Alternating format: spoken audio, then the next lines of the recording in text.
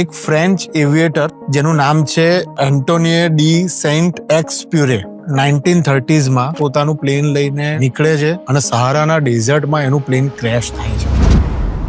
એ ત્યાં લગભગ 4 દિવસ રહે છે. એને પીવા માટે પાણી નથી મળતું, ખાવા માટે કશું જ નથી મળતું, કોઈ માણસ નથી દેખાતું. એને એવું લાગે છે કે મરી જશે. એને હેલ્યુસિનેશન્સ થાય છે, એને બહુ બધી ઇમેજનરી વસ્તુઓ દેખાય છે. એના પછી 1939માં એટલે કે 9 વર્ષ પછી એ બચી જાય છે અને એ એક બુક લખે છે, જે બુકને આજે આપણે ઓળખીએ છીએ ધ લિટલ પ્રિન્સ તરીકે. આ બુક બહુ અદ્ભુત બુક છે. આ એ જ બુક છે જે આપણને એવું વિસ્ડમ આપે છે કે જે એસેન્શિયલ છે એ નરી આંખથી નથી જોઈ શકાતું, જે સાચી અને સારી વસ્તુ છે એ હૃદયથી જોઈ શકાય છે. આ ધ લિટલ પ્રિન્સ લગભગ 1939 થી 1943માં લખાઈ અને આજે 80 વર્ષ પછી બી કલ્ટ ક્લાસિક ગણાય છે.